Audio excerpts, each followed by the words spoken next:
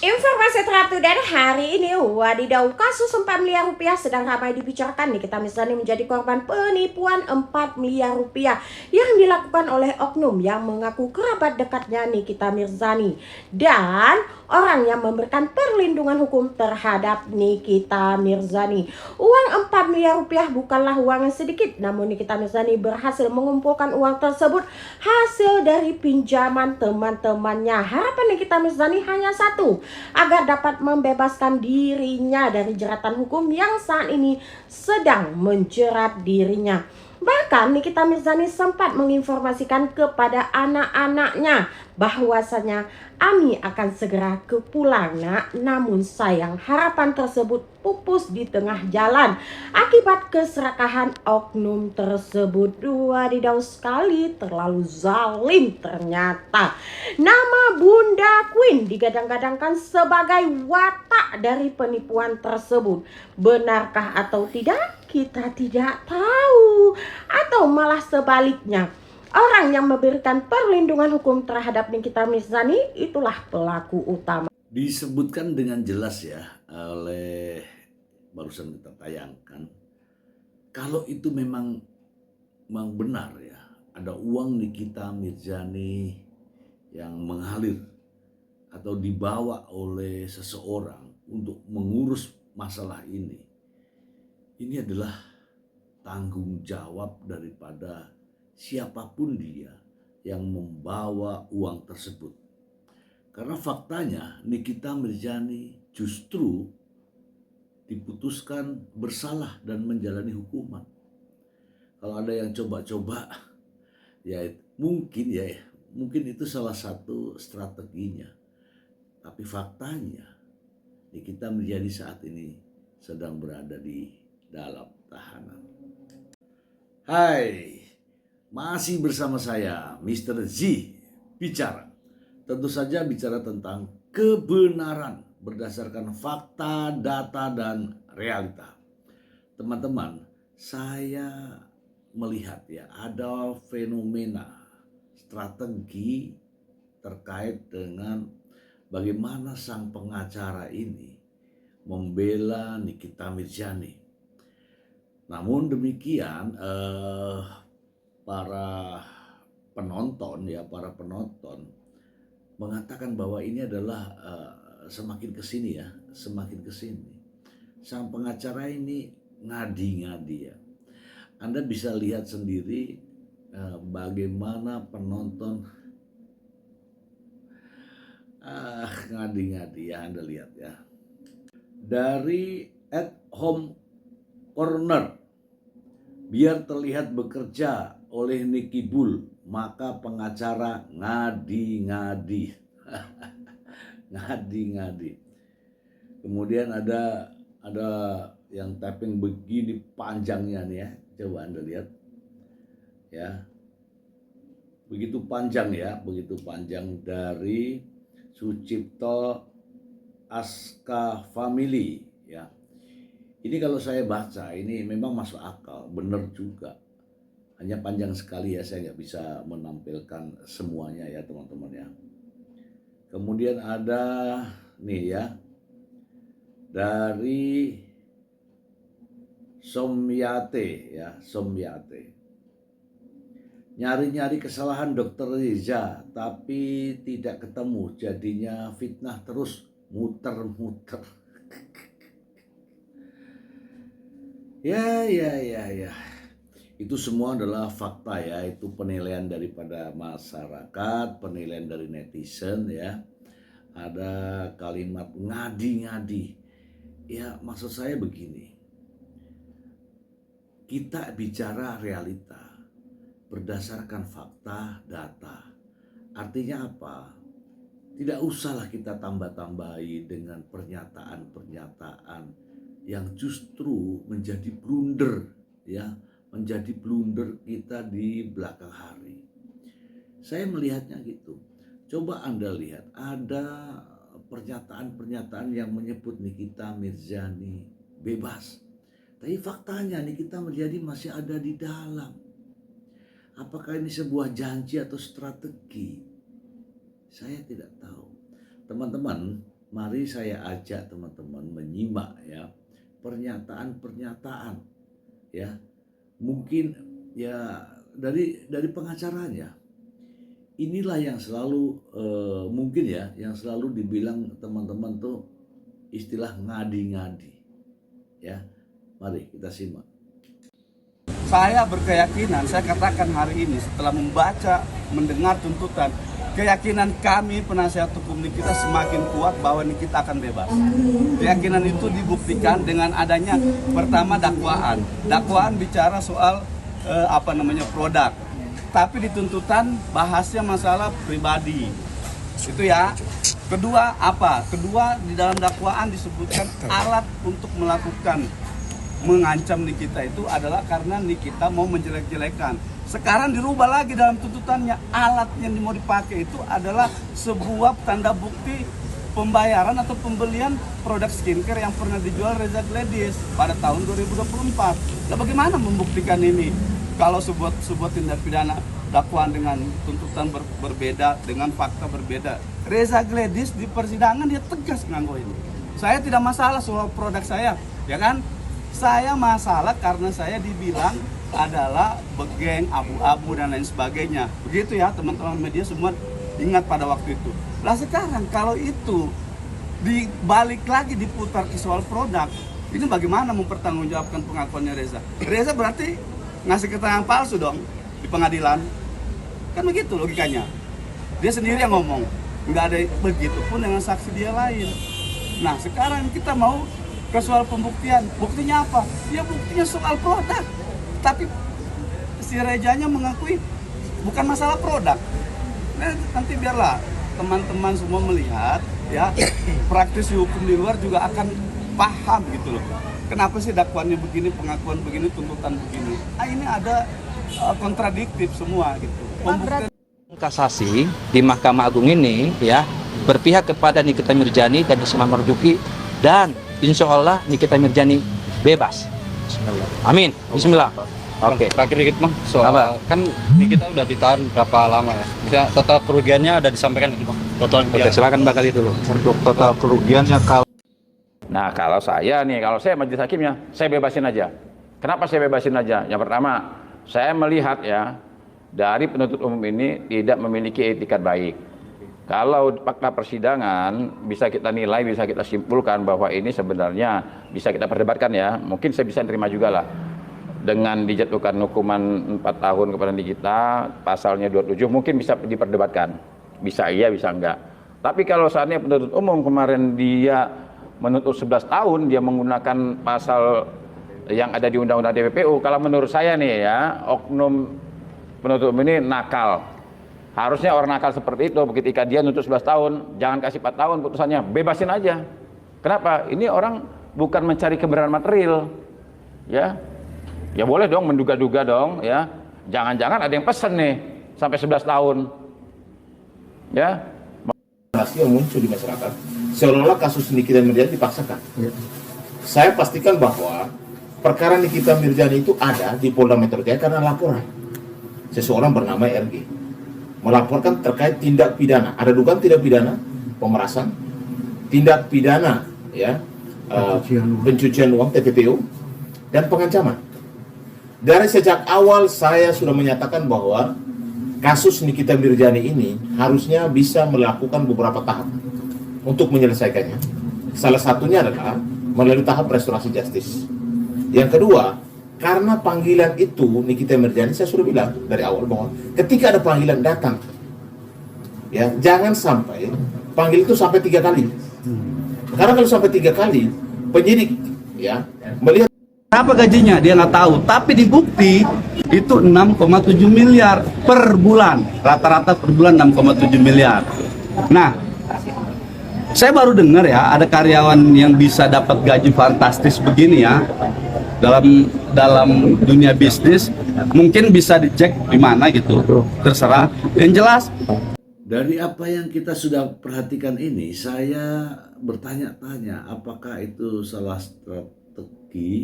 satu strategi untuk membebaskan Nikita Mirzani atau hanya sekedar manuver yang pada akhirnya akan blunder.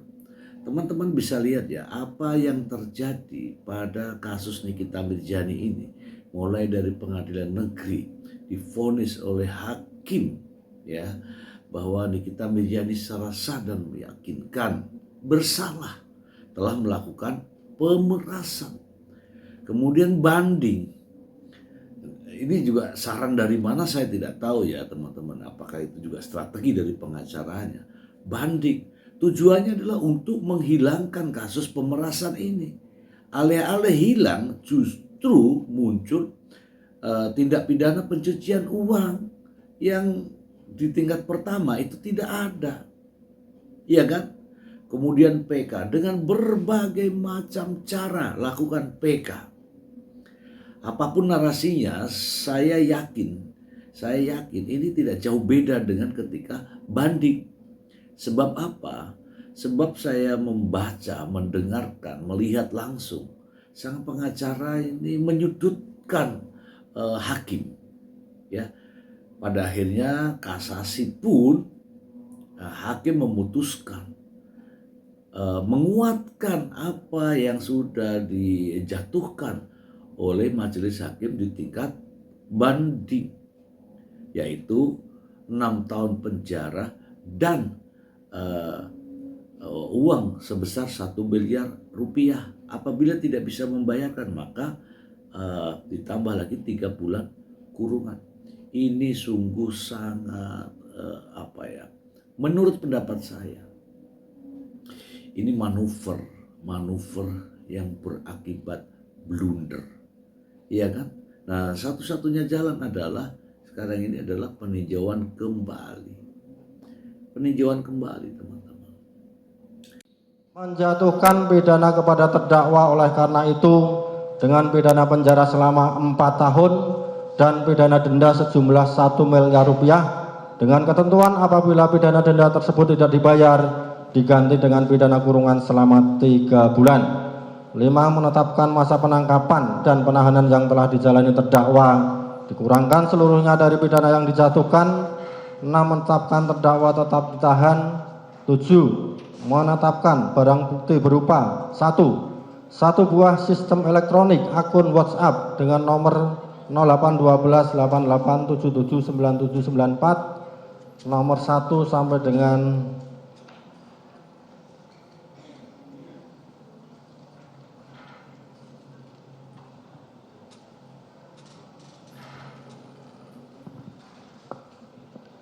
nomor 1 sampai dengan nomor 39 sebagaimana telah tercantum lengkap dalam putusan dikembalikan kepada penuntut umum untuk dipergunakan sebagai barang bukti dalam perkara terdakwa Ismail Marzuki. 8. Membebankan kepada terdakwa untuk membayar biaya perkara sebesar Rp5.000. Demikian diputuskan dalam sidang permusyawaratan.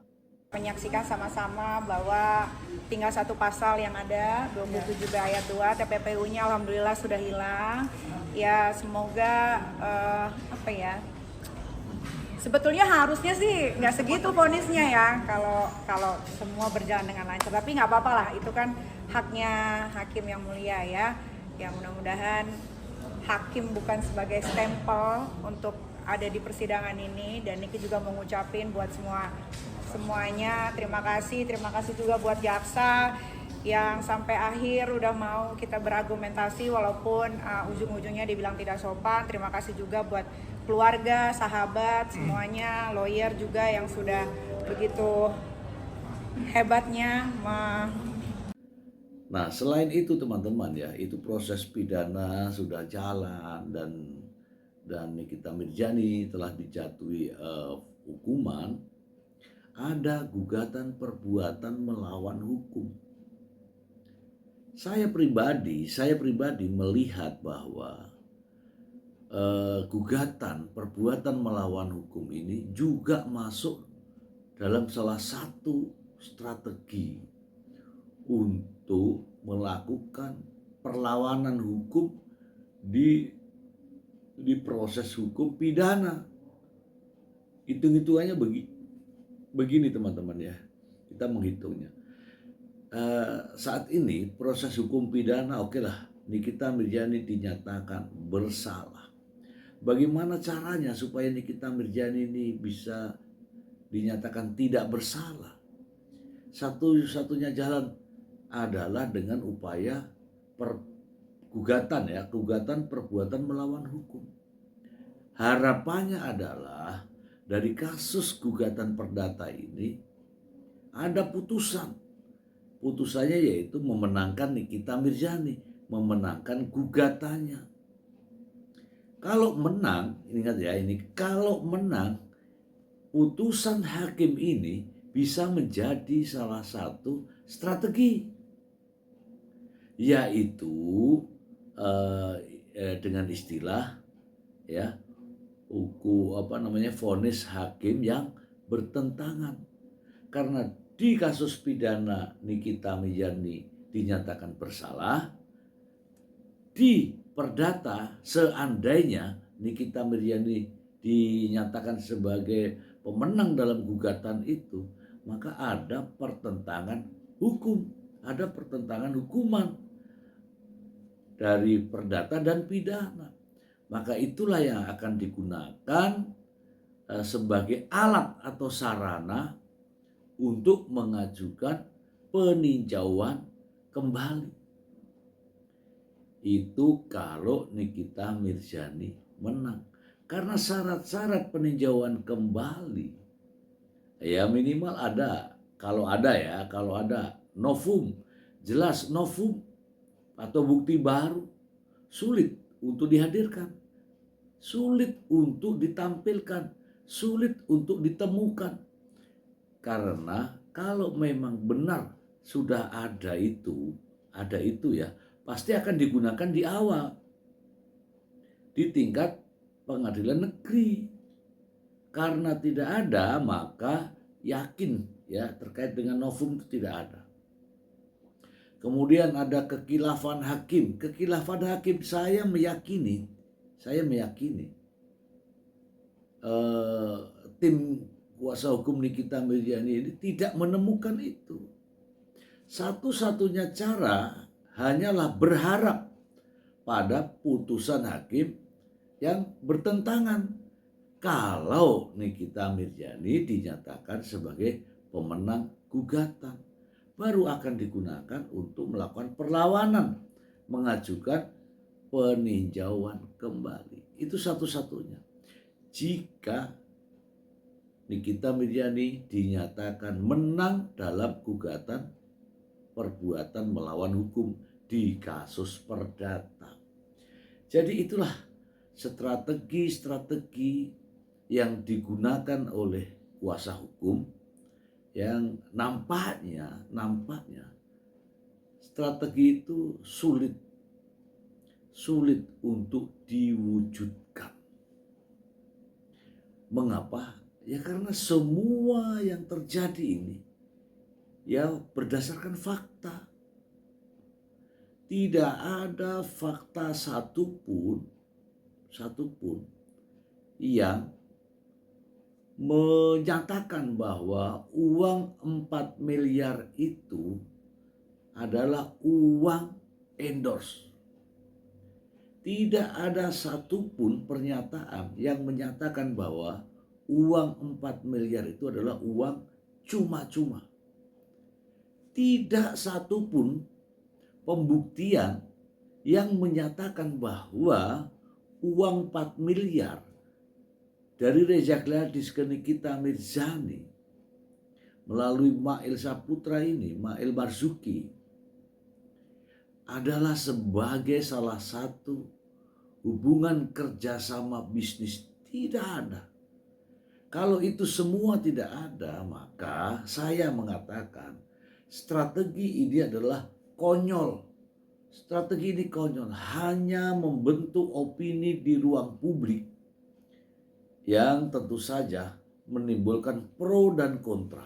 Ada yang mengiyakan dan ada yang tidak mengiyakan. Ya salah satunya saya tidak pernah mengiyakan. Bukan karena kebencian, bukan karena saya tidak suka kepada Nikita Mirzani, tetapi karena saya melihat fakta dan realita. Itu saja teman-teman, semoga informasi ini bermanfaat untuk kita semua. Cak.